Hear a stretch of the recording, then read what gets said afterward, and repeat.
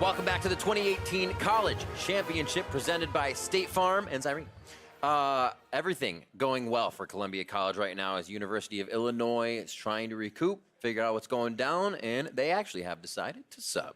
Yeah, they made a change here. They've gone and subbed out their jungler, who he was performing okay. It was just the fact that they weren't getting those ganks off early, and now they have Minsu back in the lineup here over Project One. So let's see what Minsu's able to do here. He had played with them throughout the regular season for most of it. Actually, all of it is the jungler because Project One had been the jungler last year, and then this year he subbed as ADC, and he just came back and took over the jungle role. So Minsu was the person they had been playing with throughout the entire season in the jungle. So you get the audio fixed up for himself. Thank you, Zyrene. Such a gentleman. Just making sure that getting me into the lobby so I can spectate very spectatorly. Columbia College feeling pretty good coming into this kind of entirety of the college championship. 5th seed, not feeling too bad, right in the middle of the pack. So it's a little bit of pressure, but obviously you want to win, so you have that hunger behind you. And seeing Illinois as an 8th seed take down #1, a huge amount of momentum. That's what they need to pull back again and figure out a way to kind of attack the mid game of Columbia College, because that is everywhere. They just take control. They start getting core items. They start just able to move the map in a way where that one fight is your outer 3 turrets. Then it's a lane. And the thing they do is we usually see a team go 3 turrets, we can take something in the base. A lot of the games for Columbia College has been all the way down to an inhib, we back out, and we'll do it to another lane. Yeah, and that's kind of the thing I'm worried about here for Illinois is, sure, you can sub out your jungler and your ganks didn't work early previously, but the only thing that I think is going to topple Columbia College here is if you're able to beat them in a macro game. And that all starts from the shot calling and even champion select, right, and what you're set up with. And right now, Columbia College, they had side selection. They selected red side for this game, where they had previously selected blue when they had side selection back in game 1. So they're changing up the strategy, saying, hey, we really liked having the counter pick and being able to play what we wanted into both solo laners and try to win the game off of that. So I think it's a viable strategy for Columbia College. And if Minsu doesn't change the shot calling of the team for Illinois, then this may just be a 3-0.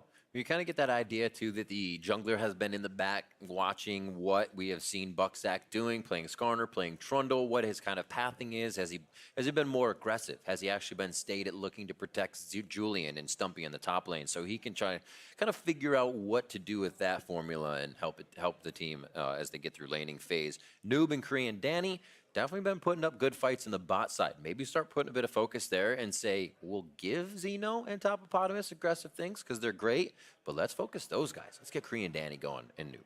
Yeah, and we'll see if that actually works for them, getting Korean Danny going. But so far, it's been Evan RL and Dean who have gotten the upper hand in those lanes. The Ezreal has been a bit of an issue for them.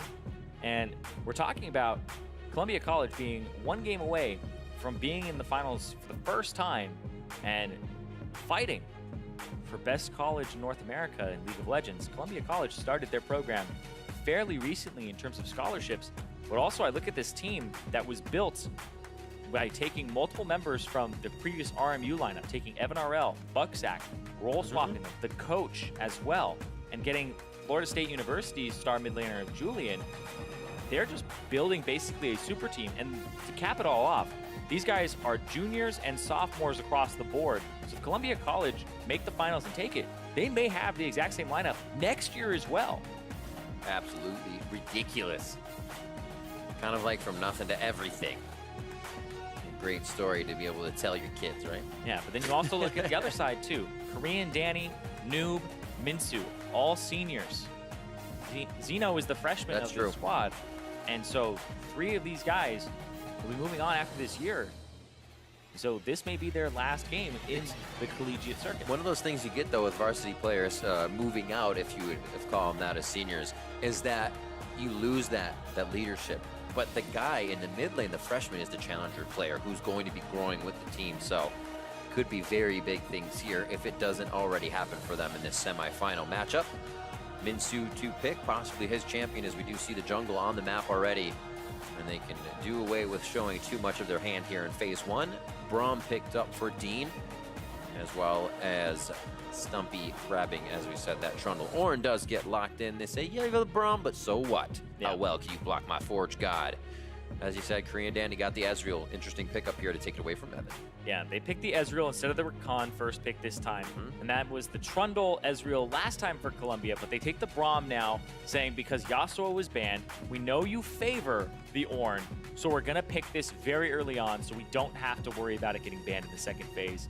I like that, but now, is it a Fiora into the Ornn? Do they pick that here and make sure they have that counter matchup? Potentially.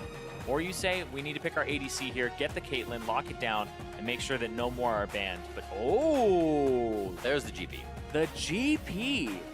So, when I looked at Stumpy's champion pool earlier, it was mostly Gnar as his most played with, I believe, 8 games coming into it. And then, when I went over to his next most played, it was the Gangplank with 6. So, he's very well-versed in the champions that are all about controlling the top lane. Yeah, here it is. It's Gnar 7 games, GP 6, and then his next was Camille with 2. So it was a big drop-off.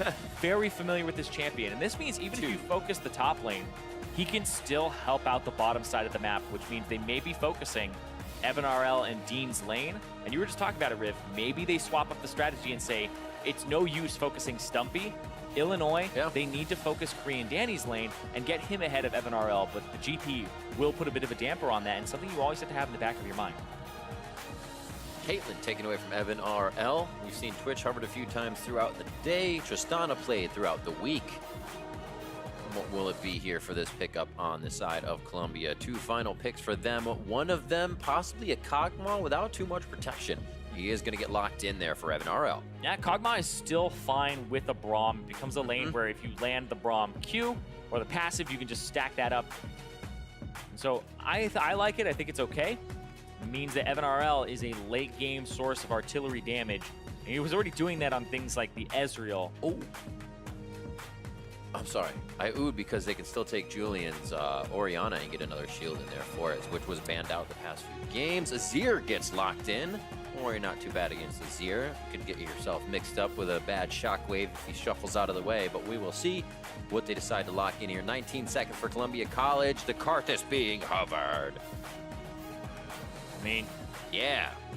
It's not a Scion. Yeah, it'll be Scion with Banner of Command, and it's one of the things I talked about before. When you Banner of Command a minion against Azir, he actually does 0 damage to it with his soldiers, so he has to like wait for his soldiers to dissipate and then just auto attack it. And if you're auto attacking it with your actual your little wand, staff, you're not doing AoE damage and clearing the minion wave. So it actually does a decent amount of damage, and then the caster minions of the wave do a lot of damage. And so you have to kind of like manage it appropriately, and the Banner Command is quite good into the Azir. And just the Roar of the Slayer plus Comet does a lot of damage during the lane phase. It should. Just level E and kick minions into somebody. It's so annoying. But it does. Yeah, it does. The Skarner getting knocked out, though. Interesting as well. Minsu in his first game here for University of Illinois, subbed back in as coming in as a potential starter, we thought. Rosters weren't really locked, but it was Minsu on that list. We see Project One play the first few games, doing well. Minsu had the time to watch, figure out what the plan of Columbia College was, and now he's in on the Zac. We'll see if he can get the engages going. There he is on your screen. Second from the top on the left side. Minsu ready to get that debut in here. Hashtag UI win, hashtag CC win, as Illinois looks to keep themselves alive in the semifinals of the 2018 College Championship. And Columbia College are looking to clean 3-0 sweep this they are, and make the finals for the first time. Gotta feel pretty good as that 5th seed. Pretty sure coming in for themselves, they kind of felt like they would be playing against University and then maybe a UC Irvine down the line. But here, finding themselves against the University of Illinois, who had a great game against Maryville and are looking to find that once again here in a very much needed Game 3. Well, it's a little bittersweet for Columbia College because they had a regular season that was undefeated. They could have come through. This is a good point. As the #1 seed. But they lost to Maryville 3-0 in the finals.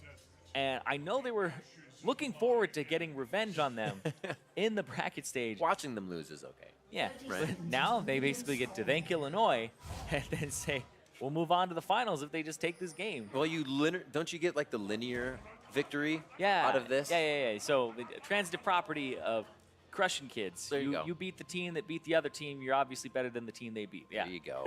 So they still get That's not how it actually works, though. It's a lengthy revenge.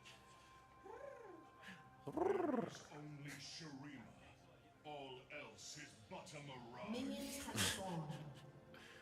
Julian's having none of it. He's like, stop your emotes. And Julian, Let us fight. serious business. Yeah, absolutely. No, actually, these guys are having a lot of fun. When I was passing them between games, it's just both teams were actually talking to each other and having a good time. I think it was Stumpy and Topopotamus talking about their Cho'Gath versus Maokai game, where it was like, just sitting there going, why can't I kill you? Just back and forth. Tank matchups bring people together. You spend a lot of time together. And not this game, it's the GP with the Klepto, who leashes on the top side of the jungle. So this will actually put Bucksack on the bottom side come level 3. It also means that the bottom lane of the Kog'Maw and Braum get to push a little earlier. Ooh. Getting up in his face so he can't get any minions. Wow, Julian taking a bit of damage. He'll be all right. Ooh, and Gets Zeno dead for dodged his that. minion, yeah. Yeah, every dodge on the Roar of the Slayer is a win for the Azir in this lane. Every time you can dodge it, it feels really good. Holy macaroons. That stings. Getting the potions up. He'll be good. Just down to the Doran's ring, though, as he goes through all of them. Wow. Bucksack in his back pocket trading, going down towards the bot side of the jungle. One hit. Got it. So pretty good farming still from Julian. Yeah, but like, Zeno... It's not fun farming. Yeah. It's like Zeno literally got hit by one Roar of the Slayer, and that looked like it was like 150 HP off. He hits him with another one here, plus the Comet. It's like, you can't be eating those in the lane phase. It's so hard to dodge, though. He's going to dodge on that one. So, like I said, every little one is a victory there.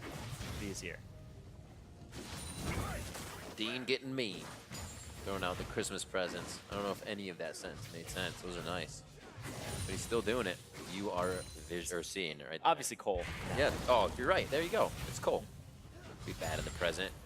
Teleports for our AD carries as well in this game. We'll be seeing that more and more here through the Collegiate Championship. Man, sometimes you miss that cannon minion, and it feels really bad for Korean and Danny, because cannon minions have a lot of gold on them, and they actually mean a decent amount. That could be a difference in terms of item spike. But he is Ezreal, so the Klepto will make it up, and then he'll be able to potentially be just kind of even. Bucksack going onto the bottom side of the map knows that you don't really clear the Krugs. So he'll take that away. TP just used from Julian. Ooh, no wards here, so this is actually a potential gank from the Zac. Doesn't have him. Oh, tries to get in range. Not close enough. Can't get the auto on. Yeah. But they still get the flash out of Julian, means repeat ganks are very possible. Also, remember, Trundle was doing the Krugs here. Zac. Oh. Good vision coming around. He placed that just a little bit ago. Bloop. And it's Womp, gone. Womp. Yep. So he heads out. And great pressure there. I like that little hookup by Dean, making sure his exit is safe and that Minsu wasn't in the brush waiting to happen. So Bucksack able to actually kind of get under the skin of Minsu here. Seeing him engage mid, knows he has time on the bot side. 28 to 24. Not too much of a discrepancy between the junglers just yet. Yeah, just that one Krug camp, that's it. Everybody pretty much mirrored everything else. Oh, oh. Just being Wow. nicely done. That's huge, though, because he doesn't have teleport, and now Julian, the Scion Wave Clear is crazy. All three of his abilities, actually all four of his abilities, already are area of shielding. effect. So he's going to shove through, Boom. pop the shield, and he's just going to clear the wave. And now, I don't think he did it fast enough. Yeah, he didn't do it no. He didn't do it fast You enough. could see him walking back. Yeah, he didn't He's do it like, fast enough. Damn it. That's the worst feeling. You're like, come on, just reach it. Or like one reaches it, and you're like, that still doesn't count, minion. Come on. That's not it. So, He'll get it there. there he goes. A few will die now, but it will be semi-cleaned up if, can shift in. Looks like he has enough, and he'll start cleaning them up now. So back for Julian. We'll keep an eye on his inventory. Attack speed, as we expect for Zeno. Keep himself topped up and hitting that damage to Julian in his CS up. Julian looks like early Catalyst. You can go Abyssal Mask or Catalyst and then sustain with that, and then go ahead and go for the Banner of Command immediately afterward. But his composition does have a lot of mixed damage on it. It has the Gangplank for the physical damage and has the Kog'Maw for the magic damage. So your damage palette is complete, as well as the resistance shredding that you'll get from the Trundle from Buckzak. And then Julian is kind of that big tank. Whoopsies. Okay. Yeah. Bad too. Those always kind of suck. Oh man, now he can just walk through it. Yeah, every time he hits you with the E. Every time. Oh man, he's missing a good amount of minions, but it's alright. He wants to keep it pushed. He wants to be able to affect the rest of the map at some point soon. Tormented Soil and some Dark Bindings coming out as finally get a little bit of lane pressure going back and forth. Nobody has really enough to close down on the kill just yet. I'm sure Evan RL and Dean could get that with passive. Man, there's so many teleports on 80 carries now. Or I guess the bot laners. The Marksman taking TP is crazy to me because this isn't even the patch where they have like lower base stats or fleet footwork is nerfed. It's just the teleport to get back in the lane because you know they're going to take teleport. I like it. That's just how teleport works. Needs more fighting. If they have TP and you don't, you feel really bad. That's how it made its way into top lane. That's how it's made made its way into the mid lane. Because I remember people were like, oh, Ignite mid laners are better. It's like, well, TP is actually very, very effective in terms of map pressure. It's a team game. And now we saw Ezreal's taking the TP. People were hesitant to give up the heal, but now it's just kind of crept in. And everybody's just taking teleport now on the Marksman in the bottom lane. TP is now just taken almost as if it were a flash by laners. It's just like almost a requirement sometimes. Let's do it. Let's just make them boots. Make it something. Make it an item. But I guess then everybody would buy that item. Yeah. You just make it like a very small range. You have to be Like in range. My boots no, can carry me there. just Yes! Bring scrolls in. No. They've been phased out of games. No. I personally just have an issue with teleport where I just think it's too strong. I know. That's why I'm prompting it into items that would always be in the games on range. No, I'm just saying it's too strong as a whole. Clearing out waves. Top lane we haven't seen too much of. 58 to 52. This usually got a lot of attention throughout these games for whether it was the regular quarterfinals and now semifinal matchup. But here in game 3, all quiet on the top front.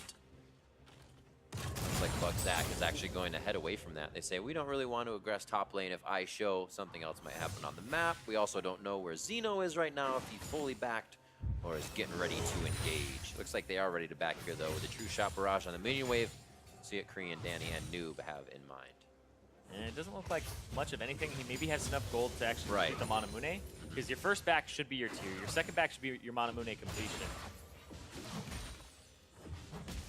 As the Ezreal. We'll see what he gets. Taking a bit, but deciding. Yeah, he's probably waiting on just a little bit more gold. He's chatting with the shopkeeper. It happened. Yeah. Can I just have my item, please? He actually just sold. Oh, he did. He sold the potion. He's like, just a little bit closer. Yeah, he sold the potion. He's sitting there. There we go. There it is. Yep. So yeah, pickaxe and then 5 more tick in. Good to go. So Danny making his way to lane, but this does open up the map a little bit, right? You have an extended base. That's not something you usually plan for. Every moment off the map is more ground for the enemy team. Blue. Ooh. Good block. They saw. Good take there on the Ocean Drake. One of the best ones to have early because it helps you sustain in the lane and keeps your laning afloat. And Riv, we saw Korean Danny miss that cannon minion. That would have gotten him out on the map faster. I'm just saying. We can actually connect a cannon minion that was missed to staying in the base for longer and having to sell a potion. Today was the day. Remember that. What's the date? I don't know anymore, man, dude. It's Saturday. Oh, man. Actually, it's the 9th, right? Right? With the question mark. It's my dad's birthday tomorrow. I should remember There you go. We always got to base it off an event. Coming up on 10 minutes in, what is the next event here? We do see Shelly's about to spawn, and maybe a little love finally for this top lane call. The Forge got flashed out. Also has the orange to make it safe. Throws down cannon barrage. Calls for the damage, and it looks like he's trying to stay alive for the aggression from Julian, who is going to say, I'm just going to farm these few minions, buddy. You could have saved him. Could have got the kill. They are going to save him. Stumpy's still alive, and orange is going to be coming up soon as well. Oh, the dump in. It's going to be the kill coming in from Minsu, who also has his passive up even if he went down in the fight. And I think Julian might have wanted to get into that aggression a little bit quicker. What a bit of chaos here. Coming out, shuffled back with the Emperor's Divide. Buckzak not liking his positioning anymore as they're about 50% health on the side of Columbia College. As Zeno and Julian have just switched up to the top lane. Does Julian keep going? Does he feel like Minsu has left? Oh, he's gonna get stopped! What a hit by Julian, but it's not gonna be enough. Maybe in his death to be able to take it down. Stumpy, a new challenger, approaches on both sides. The quarters are flowing, baby, and it's gonna be the bot lane now going in for the fight. Dean gets locked up, knocked back, and they'll disengage this fight. And I think they're just gonna go for Shelly now, as nobody really has any more abilities to use. And the original people who were in the top lane are the ones who get left in there, TPing back in.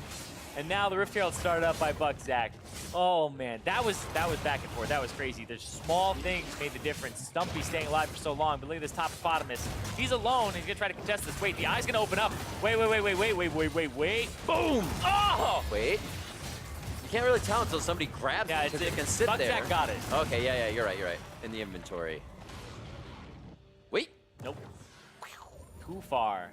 All right. Not he the level pulled back. 9 slingshot. All right. So 5-minute replay, go.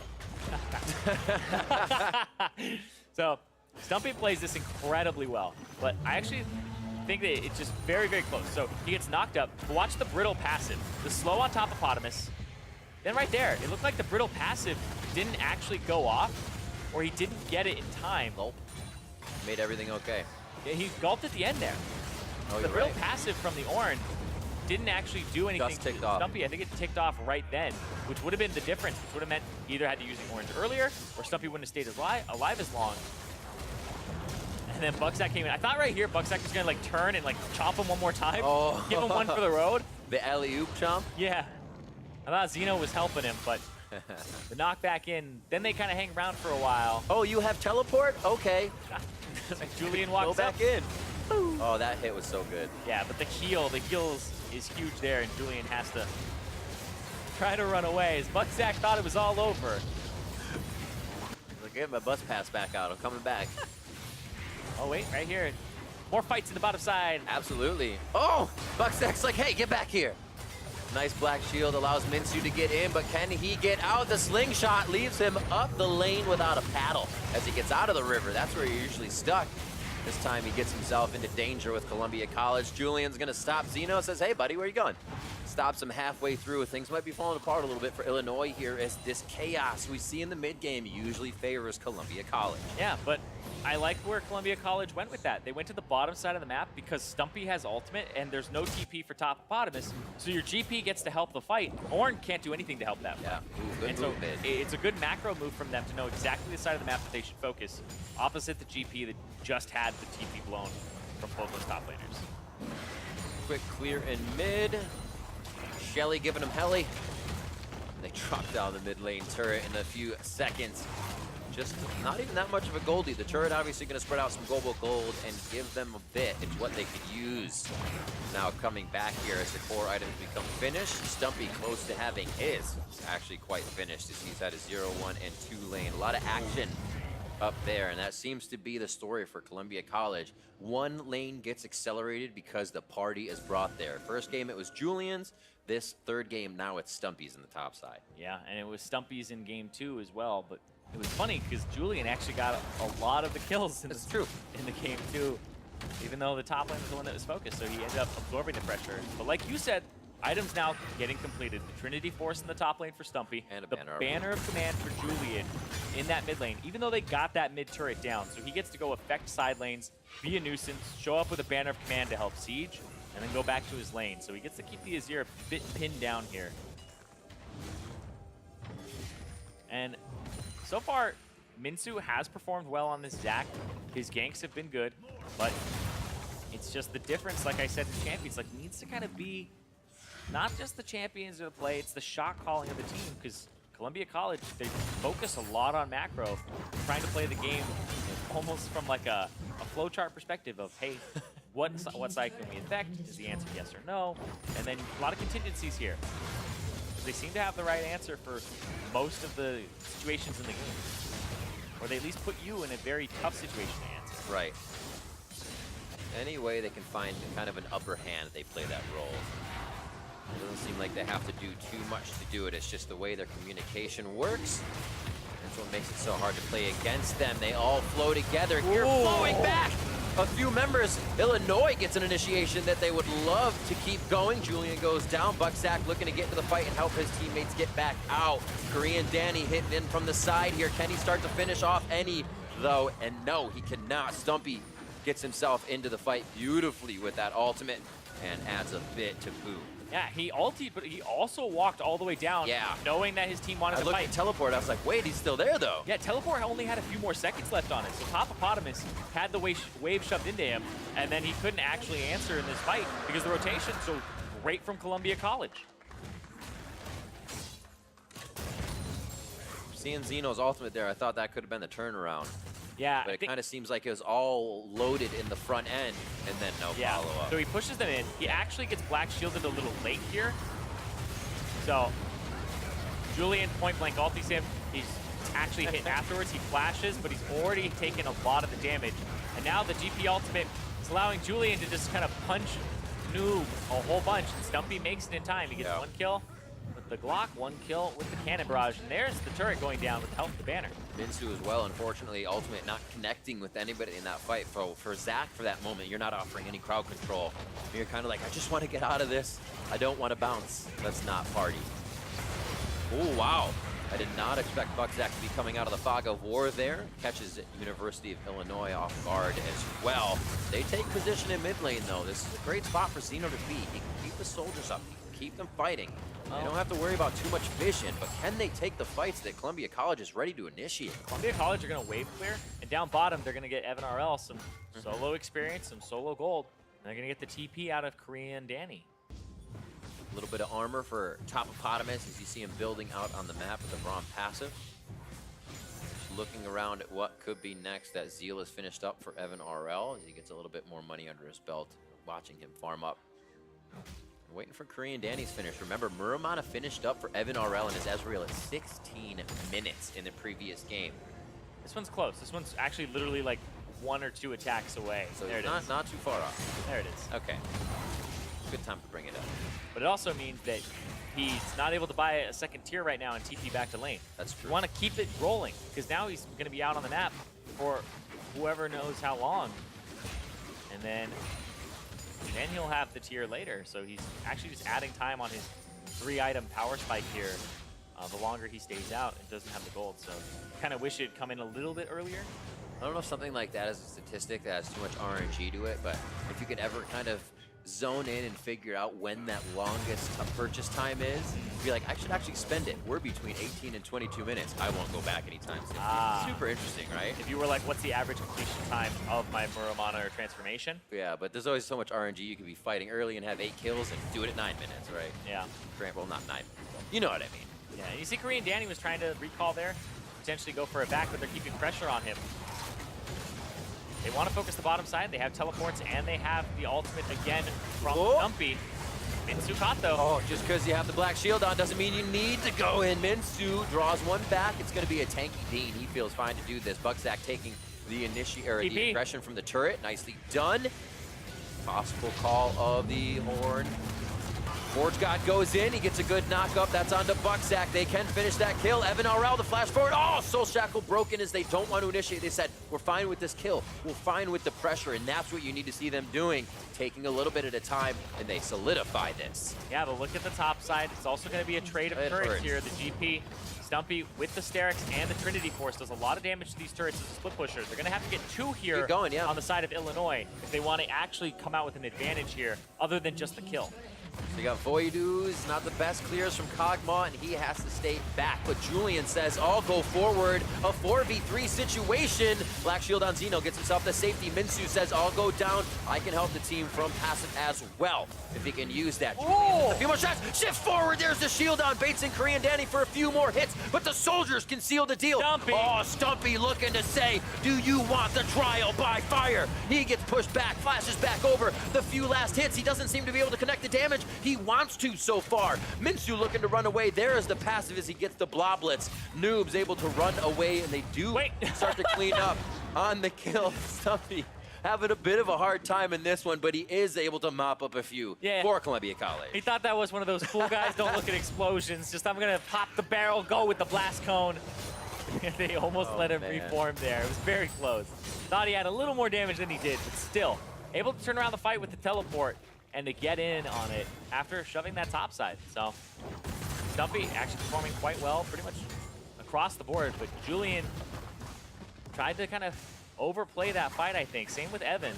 That's one of the first time we've seen them go for that. It was that and like the Drake fight the previous game or the first game that we've seen that from Columbia College. So it's uncharacteristic, but the turnarounds are something that are pretty consistent for them. See this one more time. Yeah, Julian, he ends up using his ultimate point blank, and it's read again by Noob. Oh, boom. Hit. Spell shield. Yeah, Evan RL hit by the binding, can't do anything about it. Minsu makes Dean and Julian get stunned together, and then Evan RL gets hit by the sweep and another binding. Noob played that fight so well. Change your name. Two bindings, and then the black shield to prevent Julian from actually getting a really good knockup or point blank ultimate. And back to live on the Rift. Let's see the vision being cleared out here. University of Illinois getting themselves into position, take control of the map. Mid could go down soon. You can see really where the damage is coming from. Stumpy focused in the beginning of the map. Oh. 3-1 and 3 now, doing 2,400 plus damage in these fights. Everybody's getting caught a little farther out than I feel like they'd like to. 10% HP being taken off here, there, not starting fights with full HP really being a detriment here to these turrets going down, and it will again with this. Julian has to ult out. The pressure is there for University of Illinois. Yeah, and Evan RL, he had to kind of back up a whole bunch and not contribute to this. And is that one of the Pugma Chromas? I think it is. I think he's got an eye patch. Yeah. Yeah. I actually haven't seen Pugma in so long. Now like the Chromas. Okay, anyway. A little bit of a fight, Bucksack. Oh my word, Minsu's in. He gets a huge abduction back, but is there any follow-up damage? It looks good, but do they have the targets they need? It's kind of the wall that Columbia College is able to fight over. What an Emperor's Divide, but he puts himself too deep. The follow-up pressure is almost lacking one after the other. There's great initiations, but they just have to follow each other a little closer. And that, I think, is the straw that breaks the camel's back. That is a 5-for-1. That is an ace for Columbia College, and I assume that's the Baron here, is they're going to go straight towards that. There's no TP except for Korean Danny, who's up in 15 seconds. But I think they have the damage here. We will see. Slowly going down. You can actually see Baron like, I'm healing a little bit too. Down to 6,000 HP now. Nobody on their heels. This is going to be uncontested. They fought well for it. One more second. Evans up. Nice job. Nice block there. Yeah, good idea to block. Allow everybody's recalls to go through. We'll see this one more time. They start heading down. You can see there's no vision as well. So Columbia College is kind of coming in, seeing a little bit. Watch Julian. Julian zones two people here, preventing Zeno from getting into the fight. So even though 3 people get pulled in, they all just basically get to focus down the University of Illinois members. And now Zeno gets to get into the fight. He was zoned by Julian for most of that. And if he were there to combo off with a Zac, push them away, keep his team alive for longer, and contribute damage, then it would have been a very different fight. And it feels so weird as an Azir to be separated from a fight like that, because when you Emperor's Divide in, you haven't had your soldiers set up in the right spot. Like, you want to keep them up all the time. So it becomes even more unfortunate, and Julian is just getting in the mind of Zeno right now to stop him from doing that. Completely close scores from that mid lane as well. 3-3, 3-3, 3 and 4. There's been separation between these two from game to game, and they're really trying to put their best foot forward here this time. Yeah, and this was the counter pick again for Julian. They had selected the red side for Columbia College to try and get that counter. Then they got the counter pick pretty much the top lane, the mid lane, and then also I believe the bottom lane here too, where they picked that Kog'Maw after they knew that it was already Ezreal plus Morgana. Yeah, phase 2 first pick, Kog'Maw. They got pretty much what they wanted across the lanes. Now Evan RL in a position to carry with the magic damage. Stumpy definitely able to carry with the physical damage right now. So far, we're seeing why that GP was his #2 most picked champion. And I assume that GP during the regular season was banned a lot more than Gnar was. Yeah. So it's kind of play Very GP true. when you can get your hands on it type situation. Top lane push from Evan RL. He's got a beautiful wall of defense that is his team in the middle of the jungle. You get this close to the base, you can go very quickly from lane to lane by using your enemy's path. Now, Julian, they have the Baron buff on Columbia College. They have the Banner of Command. There's the Banner of Command minion. Columbia College, 25.5 minutes in. They're looking at 8,000 gold lead. They want to go to the finals. They want to make this a clean 3. Yo, Iminsu, and pull the trigger. Can he get the abduction in? The ult goes off, but he goes down, and the team is being chased out of the fight. Turret is down. Zeno looks to fall shortly after, but shuffles to safety. There is the hit as Zeno does fall, and they have lost Minsu. The base is open for Columbia College, and they're looking to make the final touches on this. 26 minutes into the game. They continue to repeat the fastest game times here at the College Championship, and they are opening up the inhibitor 16-7 with an over 10,000 gold lead. It is going to be Topopotamus doing what he can with Korean Danny to stop it. The first Nexus turret in the eyes of Columbia College here in our first semifinal of the day. Topopotamus with the crowd control. The knockup means there's no damage coming through, but as soon as Columbia College hits the ground, they are back to firing for the victory. The last Nexus turret goes down. Columbia College in 3-0 fashion will get their shot at College Champion. 3-0 for Columbia College. They say we should have ended first in the Northern Conference. They righted the wrongs. They took down the team that took down Maryville, and now they're moving on to the finals. Absolutely incredible, and a statement as well going through it. You know, feeling a little rough sometimes in the early game, but they adapt very fast to any pressure that the team can put on them. And then they bring it back to their own game where they are in the driver's seat. And Columbia College show once again very fast game times and another victory here at the College Championship. You see, they passed that trophy. Can't lift it up just yet. No, they have one more best of 5 to win before they can hoist that trophy. And Columbia College, we said it before, they spent a lot of time before they started this program. Finally, the esports program, League of Legends scholarships is up for them. Yeah. And now this is the year where they can kind of bring a lot of validation to the program and say, yes, it's the right choice to start it off. Because they're getting results so far, making semifinals, especially on this side of the bracket too, is nothing to be scoffed at. This is fantastic for them. And the fact that Columbia College wasn't really on the map before, in terms of League of Legends, it was mostly UBC, little UCI, and then RMU. But it was known that Columbia College kind of had an aura about them. We see the coach coming over because saying, hey, I think this is actually going to be a really good thing. Drake said, I am on board with this college. It looks like they can go far, and it seems like everybody there is together in that choice. They did a really good job of scouting talent as well, taking 2 members from RMU, the coach, Florida State University mid laner, and then adding on both Dean, and then having the top laner of Stumpy, who has been an absolute pleasure to be honest, to watch him play. It's been crazy. We see all these tanks towards the top lane. He keeps bringing out the aggression as well. Looking at Columbia College as a team, 5 challenger players there. To give credit to what Illinois was able to bring to the table, as well as, yes, they did go out with the loss, but seeing the freshman in that mid lane, Zeno, play around those members as a challenger player himself, Illinois has a very bright future. As we said, they're losing 3 of those senior members, which can hurt a team, but it looks great in the future for them. Yeah, and Illinois, they took down Maryville. They pretty much did what they set out to 8-1 seed. The huge upset, the 2-0 fashion there. And now they are knocked out. Their tournament ends here. But Columbia College, on the other hand, like we were saying, they have a very bright future. And this finals, is going to be heated. We'll have to see. They play either UC Irvine or Maryland. We'll have to see that game coming up next. But to hear more from the squad of Columbia, let's send it down to Avali and the victorious mid laner. Thanks, guys. I'm here with Julian. Congratulations on slithering your way into the finals with that amazing Cassiopeia play in Game 1 and Game 2. How were you able to find such success on that champion? Yeah, so Cassio is my best champion by far. I kind of abused it to rank 1. So I'm surprised they gave it to me 2 games in a row. And I expect any team we play against in the finals to ban it out against me. Speaking about that, you did hit rank 1 in Challenger earlier this year. How were you able to fit that many solo queue games into your academic calendar? It's definitely not easy, and I gave up a lot of my free time to do it. So but I'm glad I did because it was worth the effort.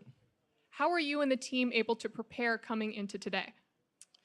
Basically, we boot camped for a week in LA beforehand because we had all been on summer vacation. So we had to meet up and start playing again because a lot of us actually hadn't played for like maybe a month or so.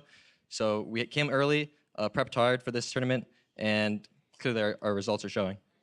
Now, you've had actually a lot of experience playing on the stage, scouting grounds, you hit rank 1 challenger, now you're going into the college finals. What's next from you, and when are we going to see you hit the LCS? As soon as possible. Please, any teams, hit me up. ASAP. Drop your Twitter, drop your Twitch. Julian Mid. There you go, Julian Mid. Well, Julian, congratulations again on your victory. And for more on the game, let's hear from the State Farm Analyst Desk. Thank you very much, Avali. Yeah, not about ASAP. Maybe he's got some finals to play, as you brought that one up. Sign him up right now. Yeah, they got a sub mid, right? Either way, 3-0 victory. Columbia College did it. Julian, formerly Zatzmod in the mid lane, couple of Cassiopeia games. Scion to win. That's how every mid lane, I think, wants to win their semifinal matchup. Just play Scion and go like 0-4-5 in your last match. That's the epitome. I mean, it's the good team victory. Everyone works together. That's what it is. Prove that everyone else did a good stuff. But yeah, you were mentioning you like the draft a lot here for Columbia. Yeah, I actually thought the draft was really well done by Columbia College. They have mixed damage, so Magic from the Kog'Maw top lane. They have the Gangplank for physical damage. And then they actually have a competent front line through Trundle with the ultimate. Scion, obviously, not only is a good pick into the Azir, but is also part of that front line. And then they have Cog Braum as the bot lane. That's a pretty potent bot lane overall. You have a lot of pick potential with the long range of Kog'Maw and the stun of Braum. Now that was interesting that they got that too because they elected to go back to red side after a successful game 2. I thought that was really cool because they could kind of feel some of the bans coming with that Cassio ban. They wanted to make sure Julian ended up in a good matchup probably this time around. And once they see the Azir, like you said, they can go for that Scion. So I thought it was a pretty intelligent draft, not only what champions they picked, but the decision that they made at the very beginning of the game to actually go back onto red side. Yeah, also interestingly enough, the Cassio ban came up when Illinois picked a champion that's actually pretty good into Cassiopeia, right? The Azir with the long range is able to stuff out the Cassio during lane phase and isn't threatened as much. So I thought that was a little bit wonky, but overall, still good draft by Columbia.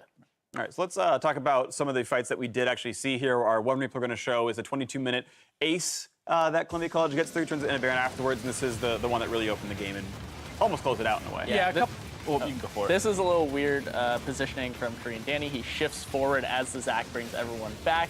The 2 backliners are kind of playing away from each other, and so that split fight allows Columbia to just focus one at a time. This sick Azir ulti is kind of offset by the fact that he gets blown up immediately. But I think the key point here is that the positioning of the 2 Illinois carries was a little disjointed as one is over the wall, and so the people at Columbia could just focus one of them down much easier and then just clean it up after that. Yeah, I mean, they could try and fight front to back. They were down a little bit in gold, as you can see at the gold graph, but at the end of the day, if your Ezreal's on one side and your Azir's on the other, it's a completely split fight, and the enemy team was able to kind of run them down.